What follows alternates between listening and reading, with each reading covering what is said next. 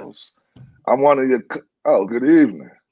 Welcome to another episode of the dopest podcast out there, Young Health Professionals. I'm one of your co-hosts, Mr. Murray. I got my other co-host, Dr. Linda Ray Murray, and one of our guests, the brilliant Lisa Brock.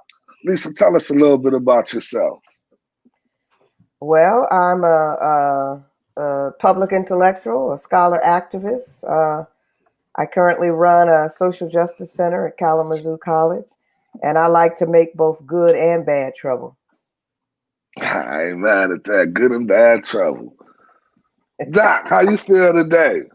I'm doing great. You looking great. Everything good with you? Yep. You happy about our Bears? I'm in shock about the Bears winning. Don't be in shock. Just be happy. So today we're going to talk about social responsibility. Are we accountable? What do we owe our race? Doc, start us off. Give us a definition of social responsibility that we can all agree and disagree with today. Well, and we're not going to put this in stone. This is just for this general conversation. Yeah, just to get us started. I think one of the problems we have as Americans is that we have trouble thinking about social responsibility.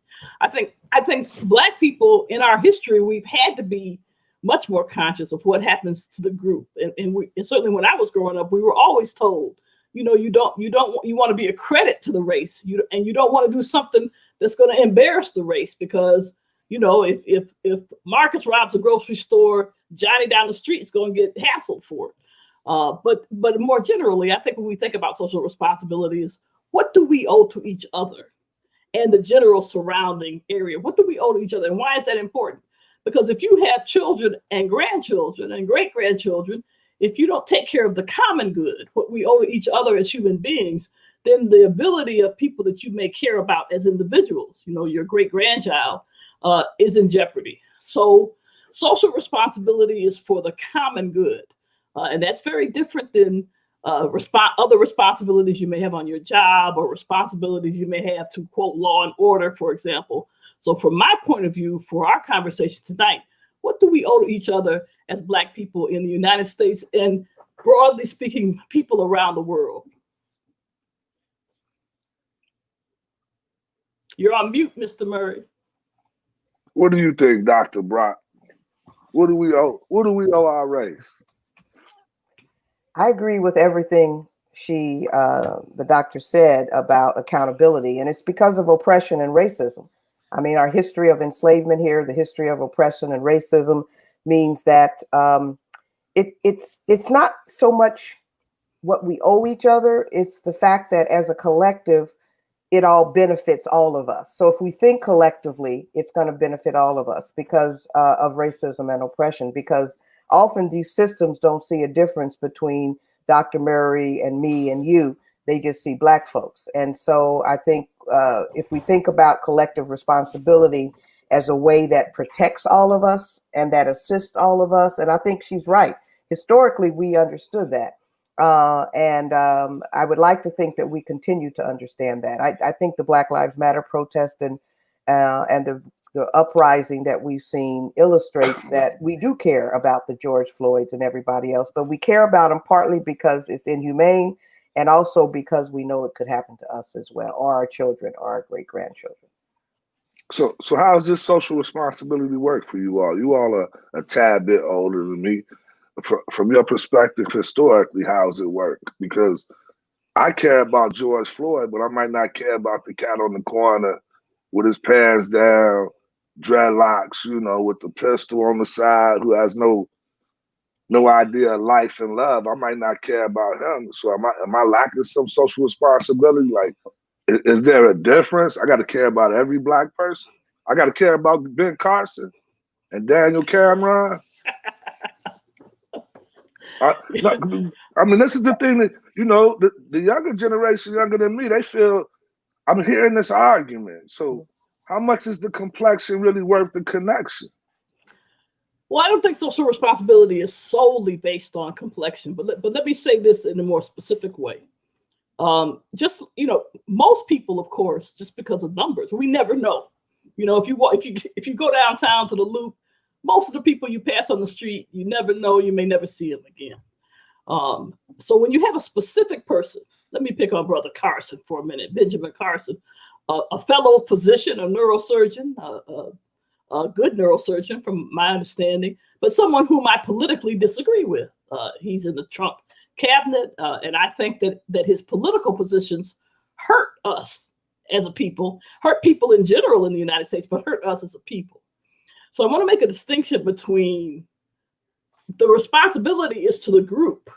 You know, it doesn't mean I have to be responsible just to him. There's a difference between feelings you may have about an individual person and things that you think will benefit the whole social group. And you can go as wide as you want with that social group. So even people with whom I disagree, or more importantly, if you want to make it really personal, even people that I don't like, you know, for example, that doesn't negate my obligation to be socially responsible. So I should support activities and things that help them and their family that they care about. And so that's how I would make the distinction. We're not focused on the individual, we're really focused on the group level. I would say that I think that I agree with that. But I would also say, I think one of the things we have to always remember is that race is a social construct. And when we see people like Ben Carson or Candace Owens or Ice, is it Cube? Or or Kanye. I'm sorry, Marcus. I'm sorry. We gonna get into we'll this. Get to it. We'll get to it. But when we see people that appear to not be for the group, to actually, now maybe some of them say they are, so maybe there's some divisions in those 4 people that I mentioned. But I think that it shows you how porous the race construct is. So while on the one hand we are all identified as Black in the United States, and most of us come from an experience of enslavement in the United States. Some of us come from a period of enslavement in the Caribbean. Some of us come from colonialism in Africa. But if we talk about African Americans, vast majority of us come from a history of enslavement. And it's that history and that coding of that history that defines us in a certain kind of way. And so we can talk about ourselves and care about our people. We can talk about our people as Black people. But I think when you see others who peel off and actually work for a system that oppresses us, who suffer from us in social justice land called internalized oppression or self-hate, they actually don't like the group. I agree with Linda. They're still a part of us in some ways, but I don't feel responsible to them or for them because they've made a decision to be a part of the class that oppresses us. So I think on the one hand, to say we're all Black and we have responsibility to each other is true and it's important. It's based on history and how race has been constructed. But when you have people who don't work for us, it shows us how the idea of race is also highly contradictory and problematic. And it can't be the end all and be all of everything. See, I like that. Now I like how you said they're Black, but you don't feel accountable or you don't feel like responsible for them. And I will say, and let me say this, I got to throw out my disclaimer so everybody knows. I'm not a fan of anybody. I don't believe in stars. The Black men that I looked up to are all dead before I was born. Marcus Garvey, Nat Turner, Malcolm X. But I will say this. Putting Ice Cube in the same scenario as Ben Carson and Kanye and Candace Owens, it is a tricky thing. I would never put Cube in that category. Now, I don't think these entertainers and athletes have enough experience to represent our race in terms of demands. But in terms of what Cube was doing, all he did was meet with the enemy. That's the art of war. If the Democrats won't listen to him, let's go meet with the enemy. Let's sit down and talk to him. It's kind of what Castro did to get Cuba between Russia and America. It's what the super PAC people do with the Democrats and the Republicans. We got to be able to communicate with both sides. I just read an article that Malcolm was meeting with the Klan. So maybe Cube's thing was for the betterment of our people. And and he's getting a lot of flack for that, just for meeting with an enemy. Like, what are we supposed to do then? Well, it seems like we always meet with the enemy. So I agree with you there. It's hard to be in America and not meet with the enemy, work for the enemy, etc. But I want to come back and draw a distinction here again. Being responsible to or responsible for is very different than social responsibility. Okay, so I feel no responsibility to or for. Let me just pick on Ben Carson again for a moment. For many reasons, but that has nothing to do with my social response.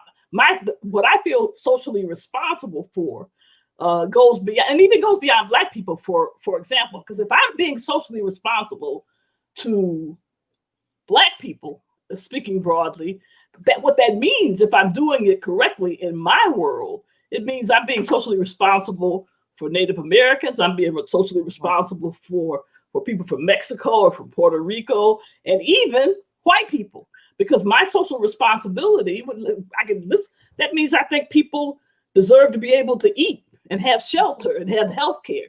And so in order for me to have those facts of life for people that I care most about, I know that the only way to do that is to be, broadly speaking, socially responsible. That doesn't mean I have to agree with the people that are exploiting us and making money off of us. I can disagree with them. I can even want to end their power.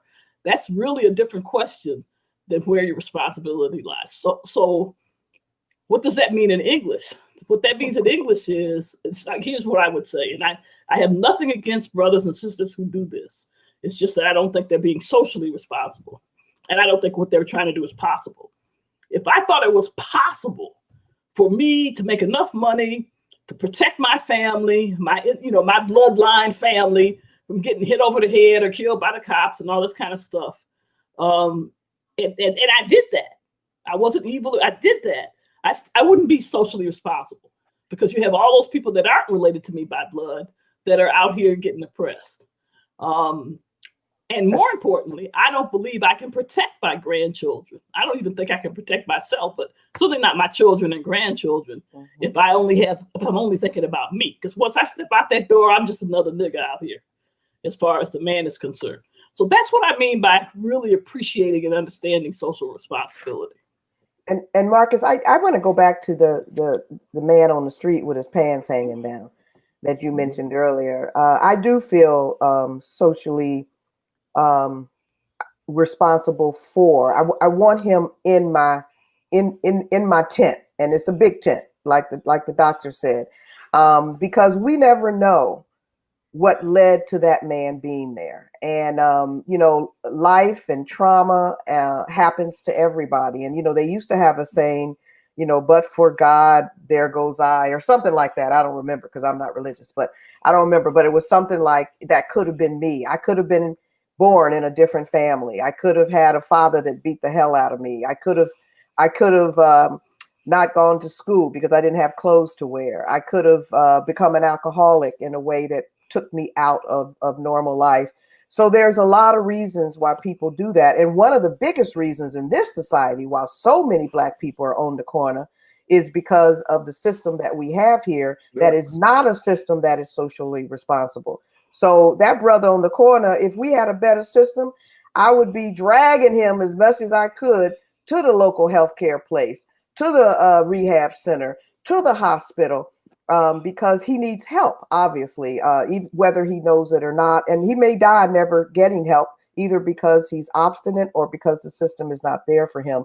But in being socially responsible, it means that we're trying to create situations so that there's fewer and fewer and fewer of those kind of folks that exist in our community.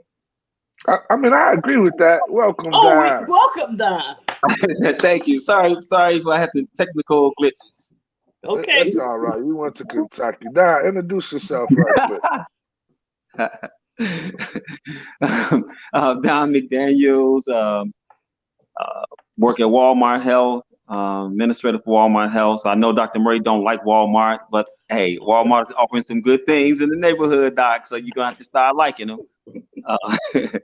Got over 25 years of healthcare operations experience, and glad to join. Welcome, Great. welcome. Well, let me say this. I want to piggyback on what both you docs said. So there's an argument out there on the street that this. I understand and I believe in the greater good of everybody. But some of the complaint is that we're spending a lot of time including other cultures, other races into our social responsibility. We're fighting for people who aren't fighting for us and people that don't look like us. And taking on that fight and that responsibility, sometimes it distracts from the struggle within. You see what I'm saying? So if we keep trying to include everybody in our struggle, at some point we need to put our mask on first. At some point we need to reach for them little boys and girls that are trying to make a difference. Now, I know everybody makes mistakes and it's racism and all that, but when do we draw the line about who we can help and who we can't help and who we want to help? Or is that even possible? And anybody could jump in on this one. I think we should help. Really, I'm all for helping our own people. I think part of the problem is that, especially with the older generation, the older generation is all about like, hey, we not all of them, but most of them is like, we did what we need to do to be successful, and we made it through. You should be able to do the same thing. Like, I don't think that some of the older generation are not really like giving us the help that we need. Because even though you might have the experience, you might have the education, but still, like white people, they look out for each other whether they person have experience or education. They look out for each other just because they want to make sure that they people succeed. Our generation is like, hey, not to say I made it and you have to make it, but they want you to be able to kind of like make it on your own. And I think that white people don't do that. I don't think that we do that enough. And I think that we should do that. And I think that the older generation should do that before it's too late. So, and then it'll be incumbent upon us to make sure that we do it for the generation that's coming after us. But I kind of see that gap in between the generation before me helping us out. That's what I see.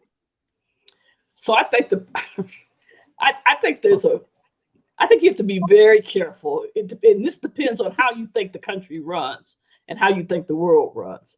So let me first just say this, but I don't want to spend a lot of time on it because I want to go back to social responsibility.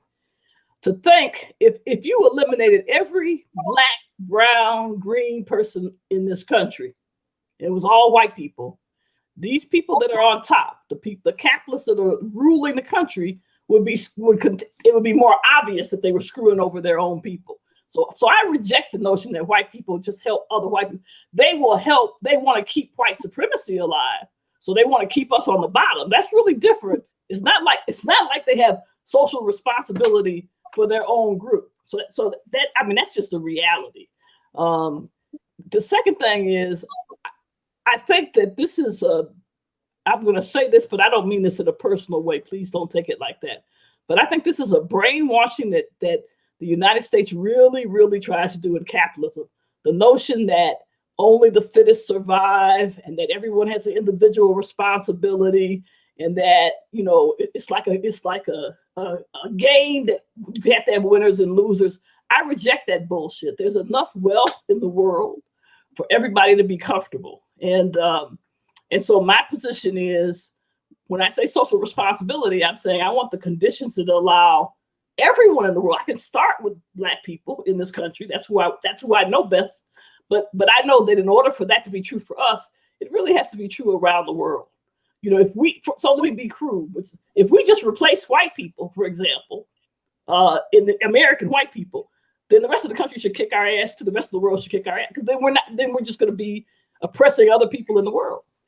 And I have to respond to Donald, and you're right, Linda, because there are dictators and all kinds of folks all over Africa.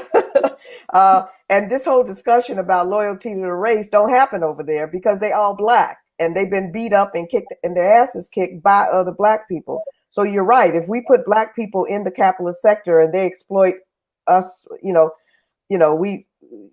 what good is that for the poor, for the black poor person and the black person on the street? But I also want to say this thing about the older groups, Don. Without the civil rights movement, you wouldn't be working at Walmart. Let's be real. I wouldn't have got a PhD without the civil rights movement. And there wouldn't have been a civil rights movement if people, African Americans, hadn't struggled all the way through for us as a group. And I know Linda and myself, we mentor young Black people all the time. Dr. Murray went to, lost her job because she was engaged in struggling for Black people all the time.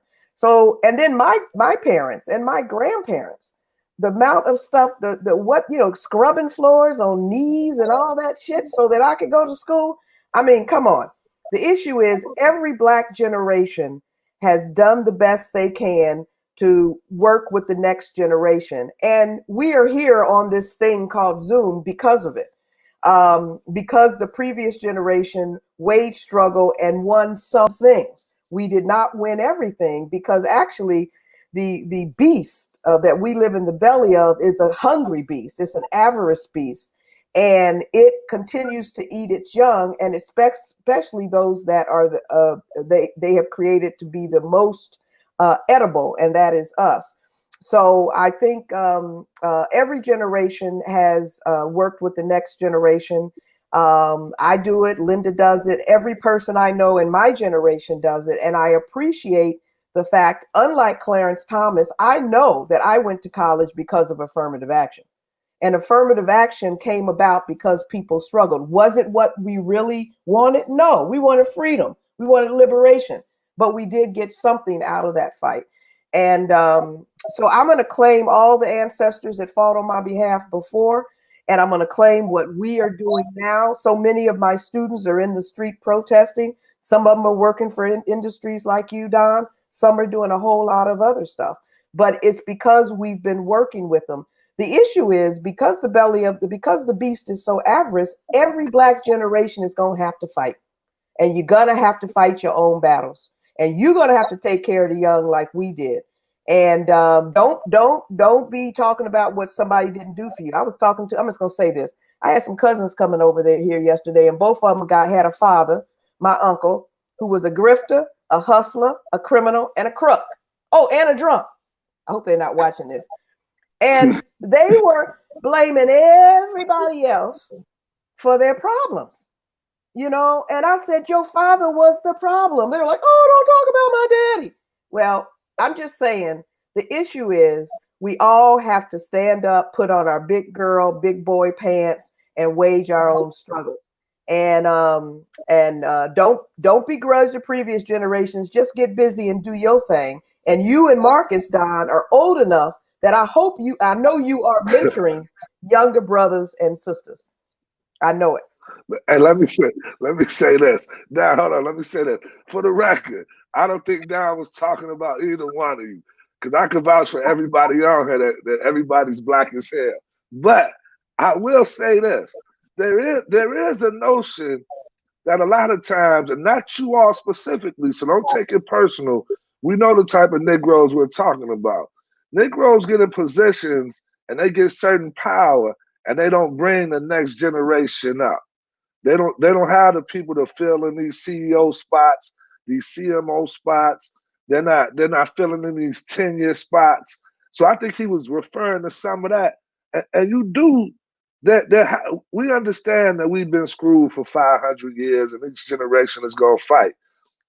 But there is a gap with the elders, the civil rights movement elders.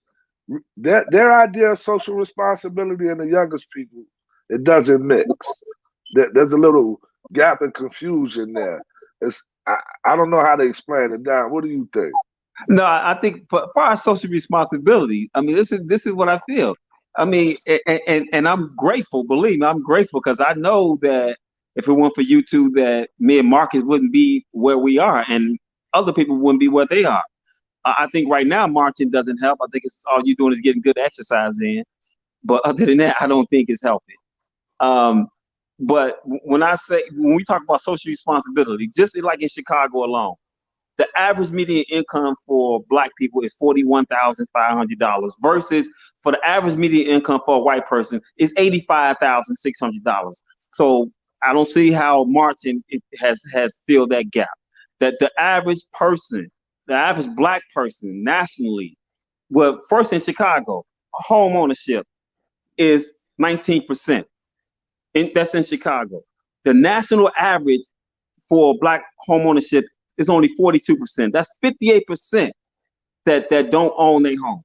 So, and everybody know that owning a home, that's money. I mean, that's generational wealth that you can build. So the social responsibility that white people do look out for each other. They make sure. I mean, Doc, you know yourself. Ruth Rothstein used to run the Cook County Bureau of Health Services with a high school diploma, and that's even suspect if she had that. Black people won't even take a chance of even doing that for another Black. Barack Obama, all of the people that was in his cabinet was 99% white, and they all are multimillionaires now. So there's only of all of the, we have 50. There's 100 U.S. senators. There's only one that has a Black chief of staff. So we're not socially responsibly helping each other out when it comes to generational wealth. That's what's gonna prolong your generations is wealth. I'm sorry, I'm talking like a capitalist, but that's what you need to survive. And I just don't see us being socially responsible in that way. So first, let me just say, I think there are a number of good points you've brought up. And I never take your remarks personally. So, but because you know it's all love, Doc. You know it's all love. But I want to make I think it's important that we make a distinction of what we're talking about. And I don't even think we use the word social or socially well enough. I think we're so enamored with a capitalist individualistic approach that we say those words, but we don't mean it. So let me be clear. The small, the income gap, again, like I said, ignore Black people, take us off the table, take anybody that's not white off the table. And the reality is the gaps in wealth among white people has gotten worse since Ronald Reagan and continues to get worse.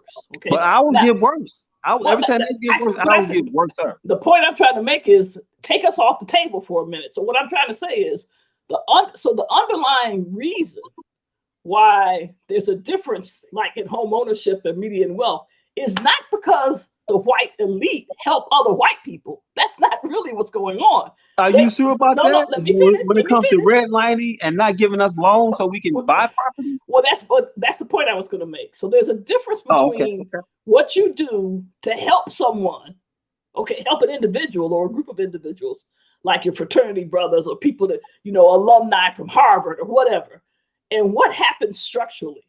So in public health, what we talk about are those structural factors, like the redlining, like not getting loans, like not being able to take advantage of the Homestead Act of 1867 or whatever the hell it is. Right. So even though legally the emancipated slaves were theoretically allowed to take advantage of that, but practically they weren't, because they were held in these contracts that was just slavery by another name.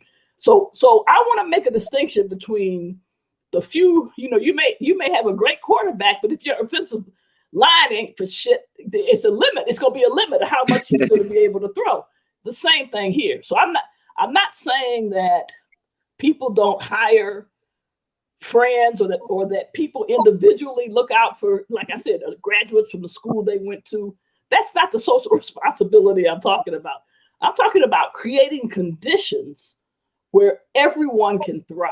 That's very different than looking out for specific, my family or my neighborhood or whatever. I'm not against people doing that, but the real social responsibility comes from changing the conditions that people live under. Okay.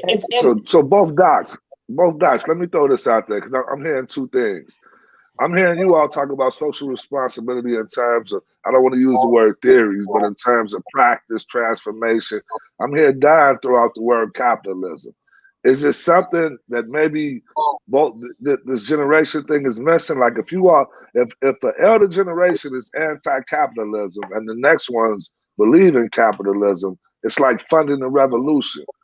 The two things people fear the most in this world, or respect the most, is fear and money. With money, we could change some of our conditions. If we put the right people in power, and with money, we could change these conditions. So how do you all feel about bringing economics into social responsibility, the two dots? I'll respond to that, because I think the reason we don't have accumulated capital, I mean, talking about leaving wealth, we didn't have any wealth to leave. Now, there are some people a few blacks who've managed to get wealth, but I think the amount of black millionaires is very, very few. And then, I don't know if, I guess there's that 1 or 2 billionaire black guy. And the reason for that is the system of capitalism is set up so that only a few will ever get that kind of money. And what Linda mentioned, what the doctor mentioned, is since Reagan, we've been in this neoliberal project of capitalism, which is called late capitalism, which has gotten rid of a lot of the laws that would allow for other people to get money. So we got more billionaires and more poor now than we had in 1950. And that includes black people too. We had more wealth before the recent period than we have now, but we never had any real wealth because of all these structural discriminatory policies. And it's so interesting to me. People think that wealth is passed down, but so is poverty. I mean, people leave inheritance to people, but people leave an inheritance of poverty. And most black people that I know get jobs, and they get jobs enough to pay their bills. And if they're smart enough, they can figure out investments. And sometimes that works and sometimes it doesn't. But most black people who are decent black people leverage their wealth to take care of their kids. And then their kids, so we're leveraging any kind of wealth. We rarely have had an opportunity to build up a lot of wealth. I'll say that. And then this issue of capitalism, there's a new term that was not really new, but people are using it now, called racial capitalism. That, and I think it's so important for people to know that one of the very first companies on the stock markets of Europe were slave trading companies. And individuals in Europe became rich because of enslavement. And I think so racism and slavery go together. Now, there might be a time in history where we could disaggregate that, and there'd be a time when you could actually have capitalism that was more humane. But historically, that has not been proven to be true. You can have mixed economies, like in Sweden or in Cuba or wherever, where you have certain things that are in the capitalist sector, and then you have other sectors that are in a more socially responsible sector. But I think those are the kind of things that we would need to talk about if we want to talk about whether it's capitalism or not. I mean, it's a really interesting argument to think about, because capitalism has historically never served us. So if we want to dream, it's not just about getting money, because the system has shown us, this system we live in, individuals get money, but what do they do with it? What do they do with it? Are they socially responsible? Now, some are, but also individual. So like the guy that did the thing with Morehouse, what was his name? The investor? Johnson. That was a wonderful give back, but it only dealt with one class of the Morehouse sector. It didn't create the conditions that the doc is talking about so that we can increase the wealth for everybody. It just paid off a debt for them. It didn't set them up for the future. It helped to set them up because they don't have a debt. But I'm just saying those are individual acts. How do we create the conditions? And I agree with you, so that we can have more resources in our community. I think one of the things too we have to think about is sometimes even when it comes to social responsibility, is creating our own entities. That fiscal assistance will help us set up our own research institutes where we can conduct real research, change policy, can set up programs where we really prepare students for standardized testing, for graduate schools, for doctoral schools. We need this financial support to do more innovative and creative things for our race, because right now they fit everything into this evidence-based model that doesn't fit the brothers and sisters on the south side of Chicago and even the west side. So it's not. I don't want you all to think it's tick for tack and you all are like debating money versus helping people. I think it has to be a combination of both, where our black folks in power need to reach out and teach people how to create wealth so we can create these institutions. I think we don't agree, and this is not unusual either, even though a lot of people think it is. I don't think we agree ideologically in the Black community, which is okay. But what I get frustrated about is we're not even clear what we're arguing about. So, for example, having Black controlled institutions, Black owned institutions. I've never been that's never a problem with me. I think that's important. But I'm not willing to give up the things we've already built. In other words, if you look at the city of Chicago, if I was a white doctor living in the city of Chicago, my kids would be going to Whitney Young or one of them other magnet schools. Okay, some people make because I pay taxes. I consider this my city, and I want the school system to take care of my kids. And now the school system don't take care of Black kids, right? They don't care about us as a group. So what I say when I want to be clear, because certainly I grew up. First of all, I'm old, and so I grew up. We still had segregation actively working in the South and the North, both legal and de facto. And we had a lot more Black banks, businesses. We had a lot more Black businesses, small businesses, than we do today. So one of the things that happened with integration, one of the byproducts of integration, though even that was never our real demand, our demand was freedom now, but is that we lost a lot of those institutions. Look at where we are now. We're losing small businesses right and left. How many of those you think we're going to be losing more Black small businesses than white? Yeah. So I'm for trying to support those businesses. I'm for trying to support HBCUs. But we also built this country, and we need to take our wealth back. So we have two things to do. We have to continue to build wealth that's in our control, and we have to fight for policy changes that says, no, everybody, the minute they're born, they deserve a real education, period. How are we going to do that, though? What's been happening is, so let's bring up the Ice Cube thing again. If the Black feminists got mad at Ice Cube, the Black older people got mad at Ice Cube for wanting to sit and talk about how to build this wealth. And what I haven't read is CWBA, so I'm gonna throw that out there. The older generation got mad. It's like if the younger generation doesn't fall in step to what older generation thinks, then nothing is happening. I don't think people got mad at Ice Cube on generational lines. There's just as many old Black people that believe in capitalism. It might be more than for the younger generation. So I don't think that's where the line falls. I think there might have been a political line. I'm never worried about people. Don't forget it's all when I grew up. I'm old enough to remember when Black people voted Republican. I remember as a little girl when Eisenhower ran for president, a Republican. All my relative older people in the projects and everywhere else got I like Ike buttons on. So that's true, because people actually started in the Nixon administration. That's when they started voting Democrat. Well, it depends on where you were. They started a little bit earlier than that. But the point is there was a shift. Okay, so I'm not talking about the political positions people take. Trust me, there are a lot of old Black people that don't think it's bad that Ice Cube talked to Trump or whoever the hell he talked to. But I also don't think that that's going to solve anything. So I wouldn't waste my time being mad. We're in the middle of a campaign now. So that's just like an emotional reaction. Which side? We got a dangerously sick president. So I think people are overreacting because of that.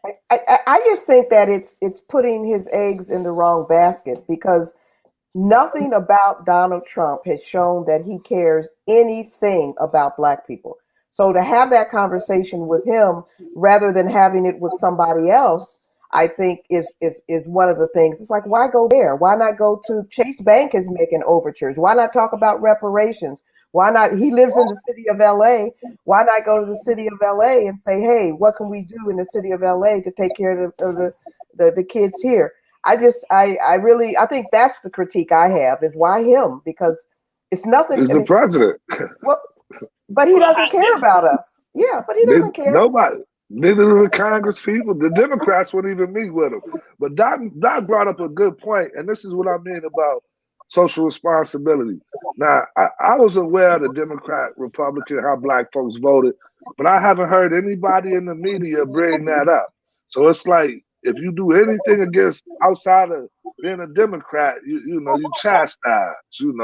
Yeah, I don't like the Democrats or the Republicans. So But I'm maybe not. social. Go ahead. I was gonna say. So again, I think we have to be careful about blending everything together. So as a young child of the '60s and a leftist, most people of my age do not have my politics. But there are a number of people my age that have my politics. We never identified as Democrat. Okay. All right. So I think, and I'm still embarrassed that my sisters in South Carolina voted in that Biden person. I wish they had chosen someone else. So I think it's we've never always agreed on terms of our where we are on the political spectrum. We can still disagree and operate out of a ethos of social responsibility. And to me, and we may disagree on whether, so some people disagree. Should we have integrated the schools or not? Or should we have done something else? Those disagreements don't bother me. The point is, are you doing it because you think this is going to help the group? That this is going to advance us as a group in some substantive way? And so to me, that's the key thing. So I don't care who I think it was sort of silly to me. Donald Trump is not a very good billionaire. He's probably not a billionaire. He's not a very good capitalist. He's not a very good leader. Yes, he is the president, He's a goofy. We know that. He's a criminal. He's a hustler. He steals money from his own workers, even white workers, the Polish immigrants that built his buildings. He don't want to pay them. So that's the American way. I know, and that's the problem. And it's a way that I don't think we as Black people should emulate. I think we can build something better.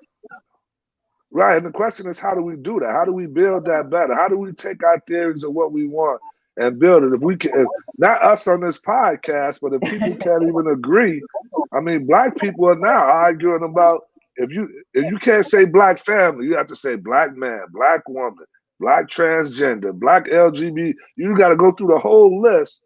So if we can't even agree as a group, where do we draw that line, or do we draw that line? I think people falsely put up those little differences just to cause trouble. Let's be really clear. So, like, for example, in 1700, you might address people and you might never even mention women, for example. Okay, right? That's in 1700 in the United States. So by the 1800s, you would mention ladies and gentlemen, you would mention it. But, a lot of times in the early days, women weren't even in the same location where the speech was.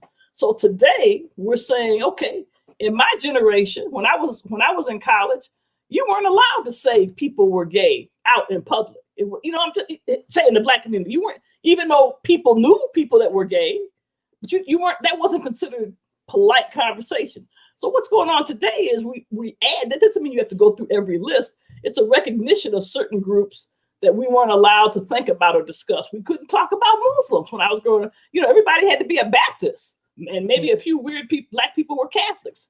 I grew up in Cleveland. You couldn't even say Muslim. So I think that some of the language changes are an attempt to be respectful, but we shouldn't confuse those with what in essence is there.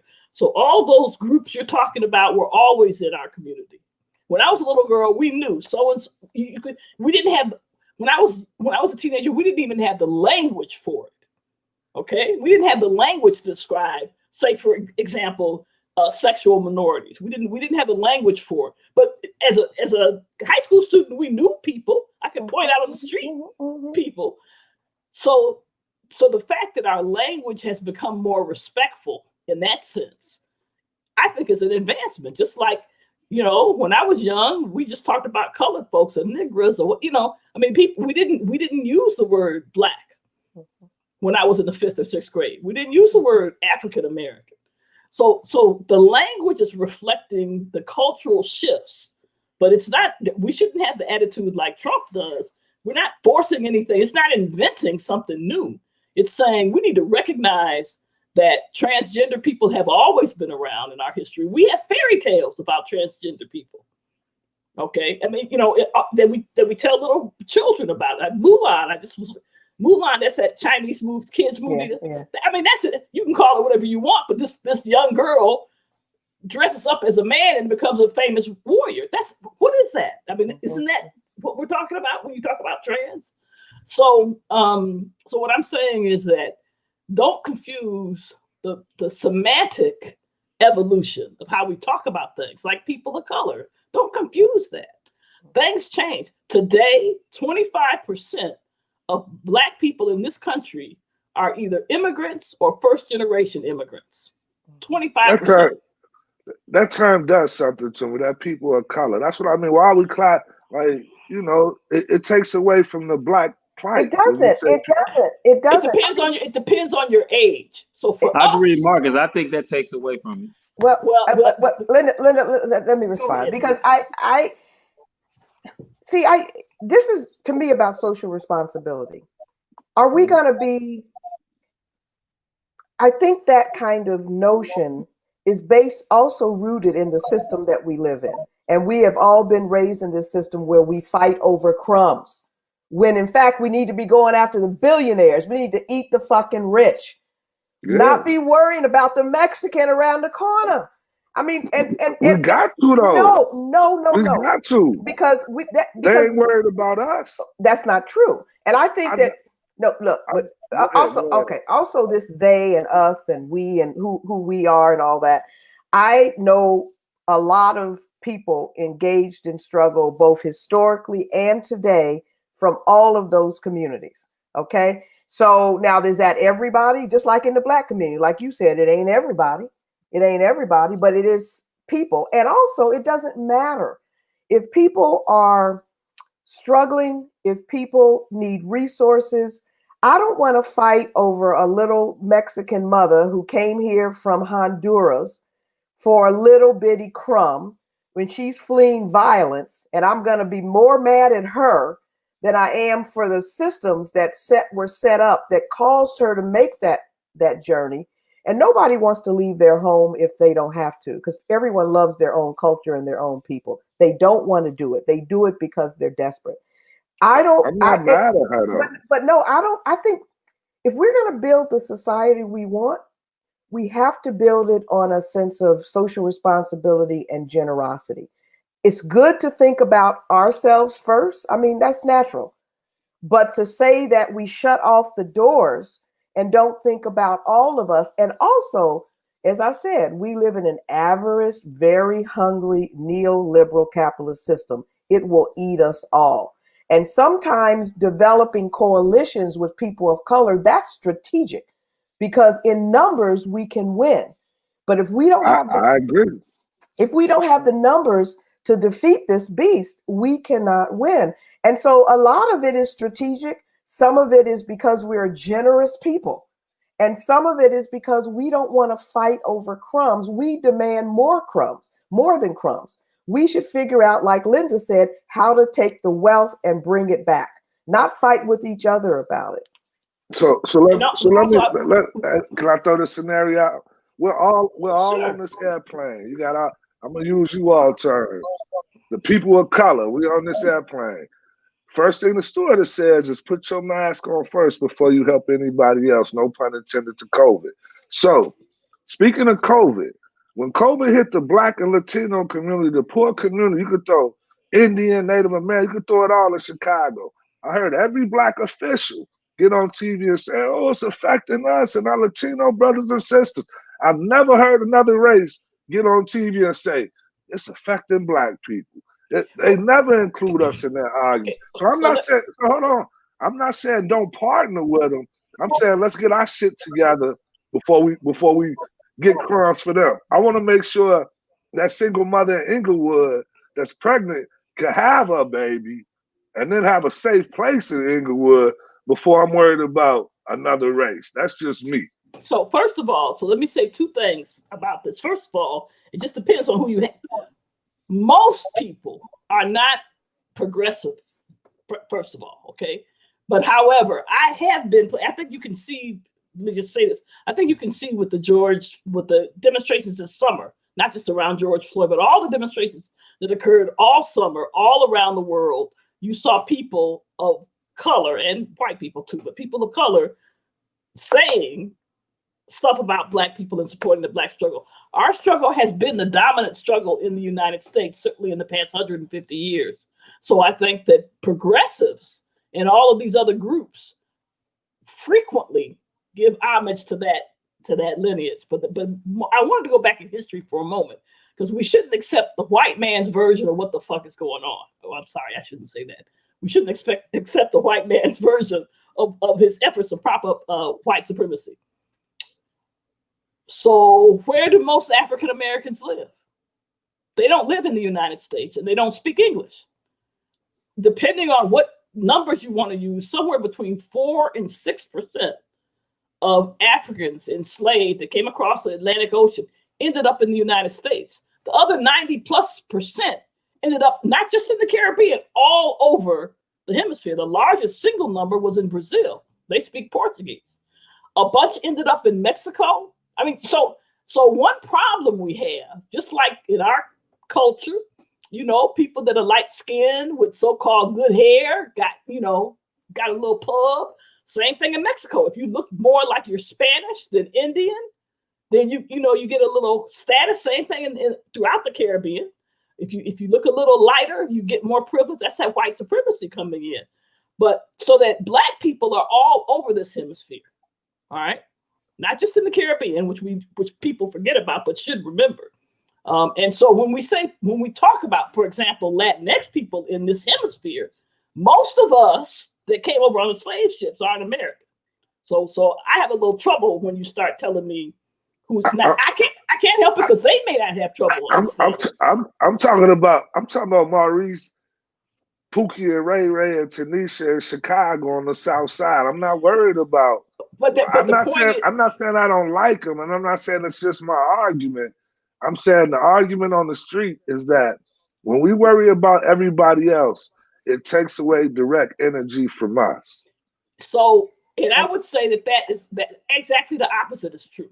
When we fail to unite, we don't make progress. Brown versus Board of Ed, most of the legal cases about the desegregated, one of our signal cases, the Brown versus Board of Education, happened in Texas and California among Mexicans trying to desegregate the schools. And in fact, the Brown versus Board, I'm not a lawyer, so I'm not going to be able to call them out, but that was like they consolidated a bunch of different cases for the Brown versus Board of Education. And a number of those cases were Mexicans suing to desegregate the schools. So our struggles, they're not always pleasant. I'm not blind, you know. Some Indian tribes owned slaves, some Black people killed Indians. I mean, I'm not trying to whitewash history or have it through rose-colored glasses, but our futures are bound together. We cannot make progress just for ourselves. We won't have the economic, the military, we won't have enough strength to do it. If you don't like other people, you can't do it by yourself. And white people didn't do it by themselves. Let's be clear. When the people that run this country started off, Irish weren't white, the Italians weren't white. They didn't like any of those people. They considered them inferior. But then when they got over here and they said, well, shit, if it's a choice between uniting with these Black people and these Native Americans, we're going to include the Irish and we're going to include the Italians. So I don't like giving white people the credit either. They don't deserve all that credit. They ain't that smart. They need help from all of us. I also wanted to tag onto this thing too. If you think about when this whole issue about Black people around the world is, you know, a lot of people in this country, you know, this whole notion of party loyalty, who's a Democrat, who a Republican. I mean, that's a straw man. Most Black people vote for the one that's gonna hurt them the least in their minds. I mean, that's always been the case because we've been clear from the very beginning. My sister used to have a wonderful argument where, I mean, she told me it was very clear. She said, Lisa, I know the difference between the Democrats and the Republicans. And I said, what is it? And she said, it's the Democrats don't do anything for you, but the Republicans do things to you.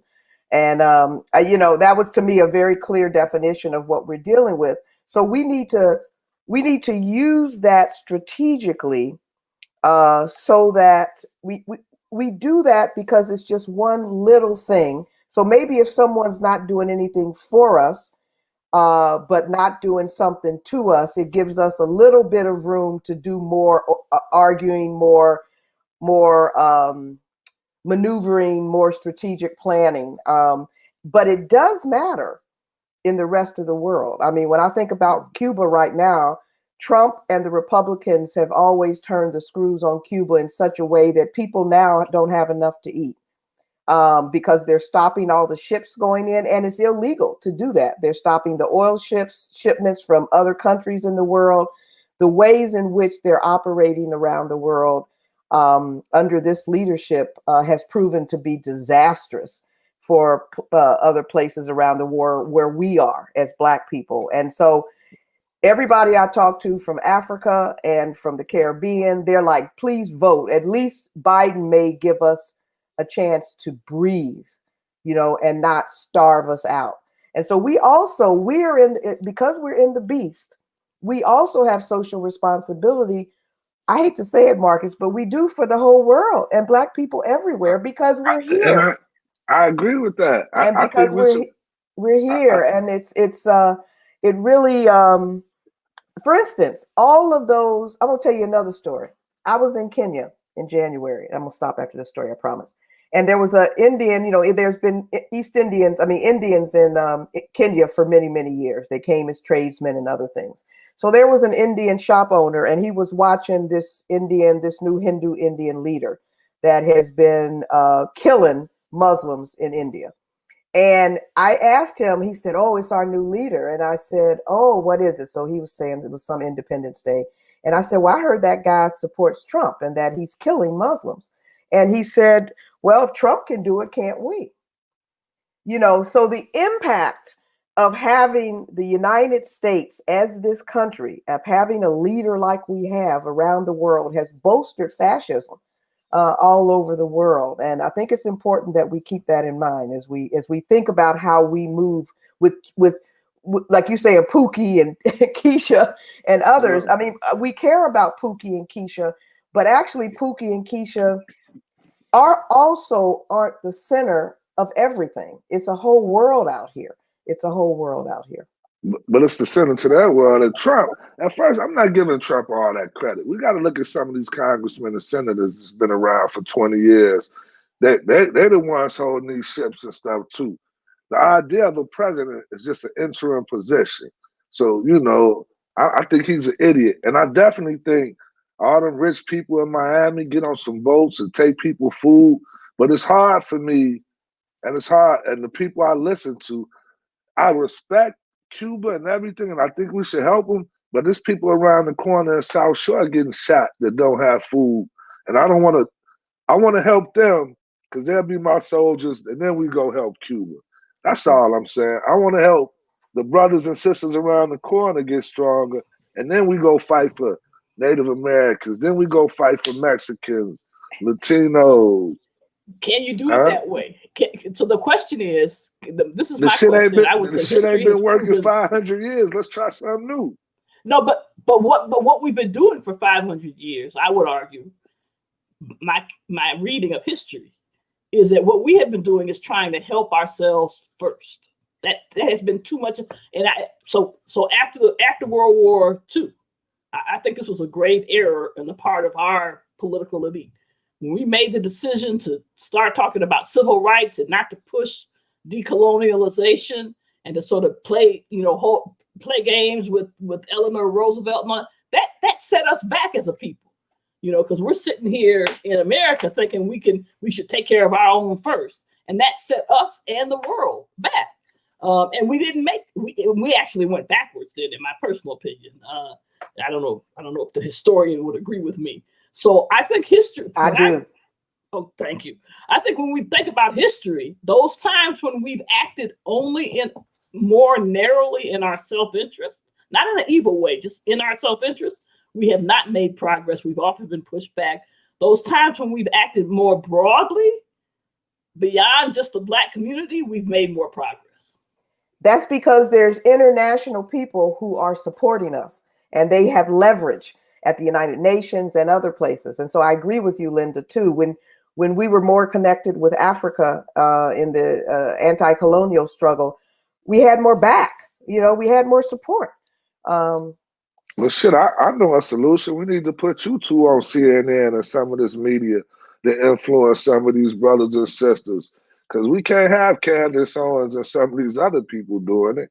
So you got to remember that too. We're working with a group of people who don't really understand history or know their history, because we're forced and brainwashed to see these social media images and just media images in general about Black people. So, and the idea, Black people don't want to know their history. These younger generation, they think that slavery and civil rights was like 10 years apart. So what do we do? Let's talk about solutions. Is the solution investing in healthcare? Is it education? Is it building up young entrepreneurs? What are some simple steps that we could do to change our plight as we get ready to close out on this beautiful podcast? Dr. Brock? I'm gonna let Brother Don go ahead. Oh, Don, you muted, Don. You're on mute, Don. You're on mute. You're on that Kentucky stuff again. I think it's all about economics. I think if we want to help the social plight, and I'm with Marcus, I'm only really concerned with helping Black people, because Black people are struggling more. I didn't say that, Don. No. I'm saying I'm like you said, you more concerned with like Pookie and Ray, and I'm saying, but they are Black. But I'm saying that I'm more concerned with helping our plight economically. I think if we help our plight economically, everything else will fall into place. Because we got to build generational wealth. We have to do it. We have to do it through entrepreneurship. And I think our plight will go up. And I think that we should start with Black people are the only one, and I hate to say it, only the older generation say the Black and Brown coalition. I do not ever hear any younger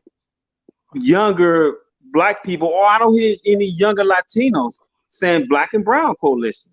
Only Black people and the older people say Black and Brown coalition. There's no Black and Brown coalition. It's either Black or it's brown, because everybody's out for themselves. And I think that in order for us to make it out of these woes that we're in economically, and even when it comes to health, we gotta look out for ourselves. I'm sorry. That's just how I feel. Dr. Brock, Don doesn't like elders, so he just No. Hey. I mean, I'm so sorry he's been traumatized by elders. That's not true. I think that this has been a great conversation. I've had a lot of fun, Marcus and Don and Dr. Murray. I think the question is, folks have tried to build generational wealth for 500 years. I wish Don the best. And I am all for building wealth within the Black community, especially if we're responsible for others and shared. I am not one who believes that, let's get my million and then I may give a few crumbs here and there. I'm not quite a believer in that. But I'm all for wealth, and I'm all for taking care of our people. I mean, I think, we have a history of that, and we want to continue to do that. And it happens in many ways. I will challenge him. A lot of these Black Lives Matter and indigenous movement, rising majority, dreamer movements, all of those are young people who believe in coalitions and are talking. And there's millions in these movements. So, Don, I just don't think you've met them, but they're there. And I trust them. I don't know if you or your listeners saw the National Black Convention, Don and Marcus. Are you all familiar with that? I didn't see it. Okay. No, it must come on Bounce or BET or something. No. It was an online national convention sponsored by the Black Lives Matter, the movement for Black Lives. And it was wonderful. It was a 3-hour convention of panels like this, music, different people talking about different things. I'm going to send that to you, and maybe you could put it in your chat line. No, you can say it, but I'm not a supporter of that Black Lives Matter thing. I support Black Lives, but not that organization. And I don't support them either. It's not an organization. It's a movement. What? So you got to explain the difference. That's a whole nother show. But I support the movement. I support the movement. It started off as a movement. I support the movement, but I don't support the ladies that got like $70 million from George Soros and ain't doing nothing in the hood. I don't support them. And I would say you need to name those ladies, because the issue, I don't know their names. Well, the issue is that's propaganda, and I want you to check that out. Now, I'm not saying people haven't gotten money, but check that out. I just will say they took black men off their website, man. These are a whole bunch of women that don't like men, and they're not really doing nothing in the hood. And we saw they raised at least 50 million. They didn't do nothing for Breonna Taylor. They didn't go down to Louisville and march. And they let that brother from St. Louis when he died. They said he deserved it. So let me as host step in here. So they did go to Louisville. Women and men went to Louisville. They've been protesting down in Louisville ever since this shit happened. They need to protest on that state's attorneys, on that attorney general. They doing that too. They doing that too. It's not anymore. They need to protest that black women can't have babies because of the health disparity and the racism that goes on. They're trying to kill it. All I see them doing is hating on Ice Cube. We're past our time. So let me just say, as we close out, as we say everything is public health, my only answer to what we've been talking about tonight is we got to do everything. Everything. We got to do everything, but we will have plenty of opportunity to talk about this in the future. We're gonna have to have both of you all back a couple times to explore some other issues, because I want to. Because next month we will hopefully might have an idea who won the election, the presidential election, so we can talk about that and what we need to do going forward in our next podcast. So the Democrats either throw us in jail, and the Republicans just gonna shoot us. That's who we got. That's who I got to vote for. I'm gonna vote for Biden, but that's my choice. The couple that locked up more black men in the history of America, or the one that wants to shoot Negroes. Okay, so again, I want to thank all of you for joining us. That's what being black in America means, Marcus. You hit it on the head. That's it. Until we make a revolution. We got a political struggle, we got an economic struggle, we got a social struggle. We got to take the wealth of this country and put it in the hands of black people and the people. Yes. And we're past our hour. I want to thank everybody for joining us today, and we look forward to having more conversations. Every third Wednesday. Check us out. And thank you for coming on. Thank you, Dr. Brock. Thank you, Don. Thank you, Doc Murray. Hey, everything is public health. That's right. Take care. Bye-bye. Go Wildcats. Bye-bye. Go Kentucky Wildcats. And power to our people. Bye-bye.